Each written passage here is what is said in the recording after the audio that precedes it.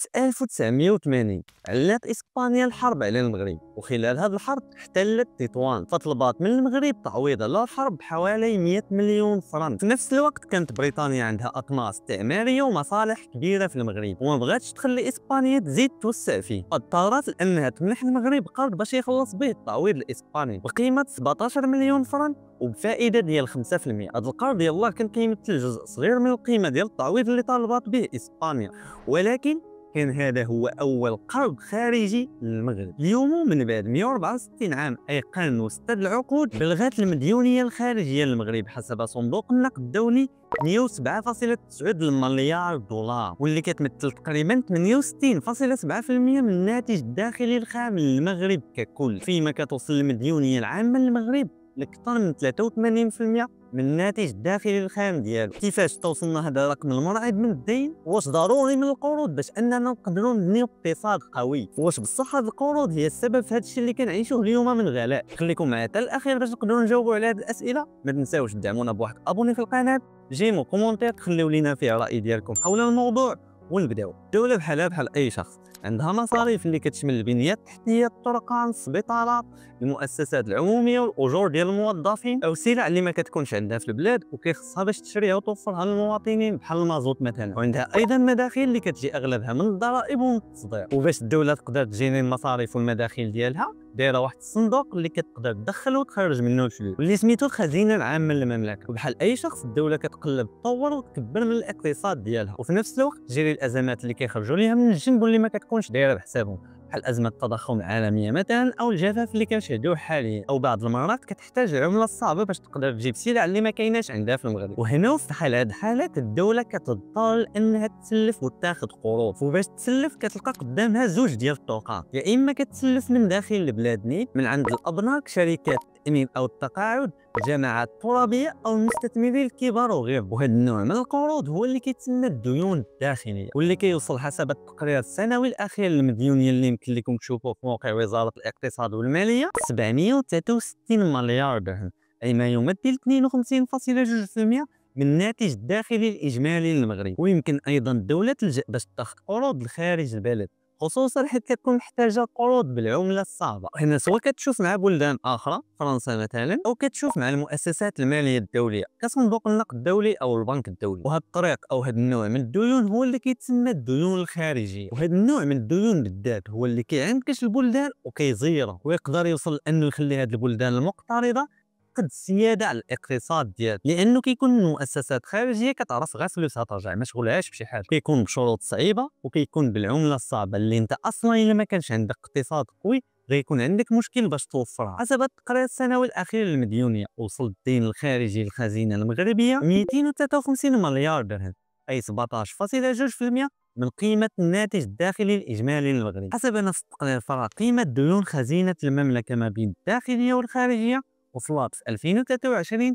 ل 105 مليار دولار، اي تقريبا 70% من حجم الناتج الداخلي للمغرب. باش تفهموا اكثر هذا الرقم، راس كل 100 درهم كيدخلها المغرب كيخصو يخلص منها 71 درهم للديون، و30 درهم هي اللي كتبقى ليه، وهي اللي خاصو يجري بها الامور الداخليه ديالو من مصاريف، اجور موظفين، بنيه تحتيه، وغيرها بزاف من الامور الداخليه. هاد الارقام اللي تكلمنا عليهم حدود الساعه هي فقط كتهم ديون الخزينه، لانه كاين نوع اخر من الديون اللي كيتسمى ديون المؤسسات العموميه، بحال لو سي بي، الخطوط الملكيه المغربيه، شركات الماء والكهرباء، وغيرها من المؤسسات العموميه الكبيره. هذا النوع من الديون ماشي الدوله اللي كتاخذه وماشي هي اللي كتأديه، ولكن هي فقط كتلعب دور الوسيط او الضامن بين هاد المؤسسات والمقرضين الدوليين. كيف كيقول المثل ضامن بشكارته، فإلا جاب الله وهاد المؤسسات ما قدراتش تخلص هاد الديون فراه الدوله هي اللي خاصها تخلصهم. فالدين ديال المؤسسات العموميه الا زدنا عليه دين الخزينه فراه حنا كنطيحوا في ما يسمى بالدين العام او الدين العمومي، واللي وصل في 2023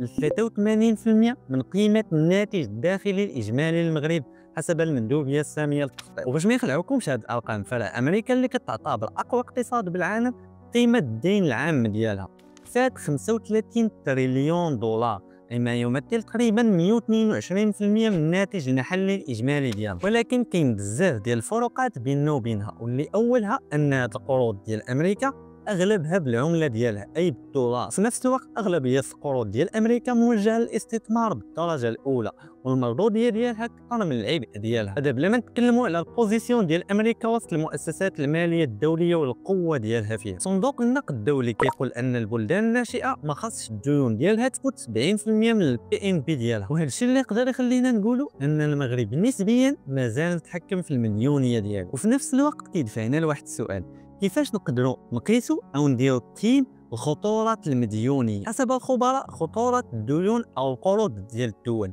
كتقاس ب4 ديال العوامل. واحد، عملة القرض. الديون الداخلية كيف ذكرنا قبل كتكون بالعملة المحلية، أي في الحالة ديالنا بالدرهم. ما كيكونش عندك مشكل كبير في أنك تخلصهم، لأن الناس اللي عطاوك هاد القروض هما مجرد مستثمرين محليين ومؤسسات ديال البلاد. ولكن الخطورة كتكون في الديون الخارجية، واللي غالبا كتكون مقومة بالأورو أو الدولار، واللي الا ما كانش عندك اقتصاد مصدر بالدرجه الاولى فراه غتلقى مشكل في انك توفر العمله الصعبه باش تقدر تخلص هاد الديون، وغادي تبقى تضرب كريدي بكريدي لانه ما يمكنش تستمر بلا عمله صعبه، وغادي تغرق وسط الديون. وهنا وفي بحال هاد الحالات فين كيفرض عليك صندوق النقد الدولي انك تحرر العمله ديالك. بالارقام 60% من الديون الخارجيه للمغرب هي بالاورو و30% بالدولار، والباقي العملات اخرى. يقدر يطيح في بالك دابا سؤال ديال علاش حنايا ما نتخلاوش كاع على هاد القروض بالعمله الصعبه نكتفيو بقروض بالعمله المحليه فقط. هذا الامر شبه مستحيل، لانه البلاد كتكون خاصها شي حوايج اللي ما كيكونوش فيها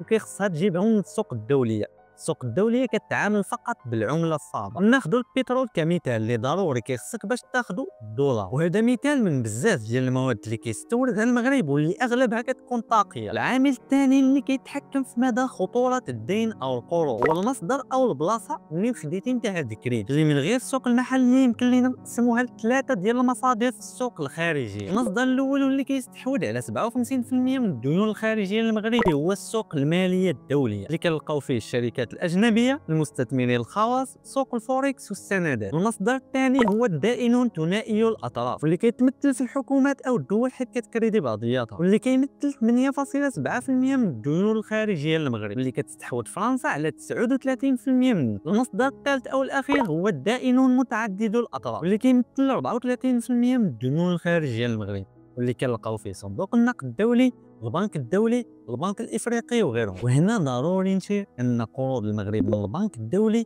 كتمثل 20% من مجموع قروض المغرب الخارجي، وهذا الشيء اللي كيعطيه ذاك البوفوار ديال انه يدخل في الاقتصاد المغربي. غيجي دابا متسائل ويقول علاش حنايا كنخليو هاد المصادر كاملين وكنمشيو نجريو لهذا البنك الدولي؟ هنا غنقول لك هذا هو العامل الثالث اللي كيتحكم في مدى خطوره الديون او القروض، واللي هو سعر الفائده والشروط باش خديتي انت هاد الديون. البنك الدولي على غيره من المؤسسات والاسواق الماليه كيقدم قروض باسعار فائده منخفضه اللي ما كتفوتش في الغالب 3%، بالاضافه لتسهيلات وامتيازات في القروض اللي كيعطي. العامل الاخير والاهم في مدى خطوره الدين هو فين كيمشيو فلوس هاد الديون. الا كانوا كيمشيو في الاستثمارات ديال البنيه التحتيه والمشاريع الكبيره اللي تقدر من خلالها توفر فرص شغل واللي غتساهم واللي عندها مردوديه كبيره في التنميه ديال الاقتصاد، فراه مزيان لانه غتشكل دافع ورافع للاقتصاد ديالك. لكن الا كانوا كيتخذوا هاد القروض من اجل تغطيه المصاريف ديال الدوله بطريقه مباشره، فراه القروض غتكون هي الطريق القصيره ديالك من اجل الغرض. المغرب وبشهاده المؤسسات الماليه الدوليه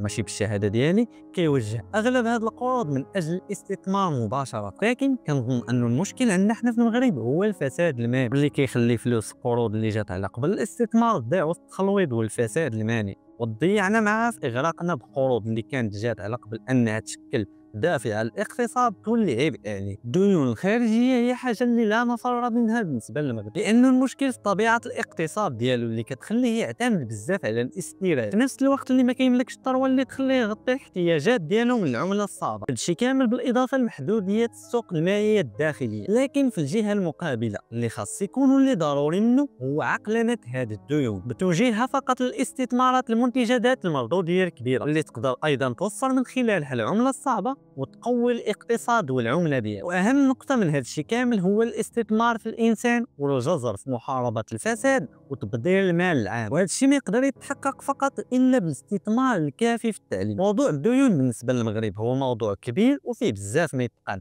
خصوصا مع اقبالنا على تنظيم مونديال 2030. في نظركم واش هذا الحدث الكبير غيقدر يخلينا نربحوا نقاط ضد المديونيه، او انه فقط غيزيد يورطنا اكثر ويخلينا نفقدوا السياده على الاقتصاد ديالنا؟ خليو لي الاجوبه ديالكم في كومونتير والسلام.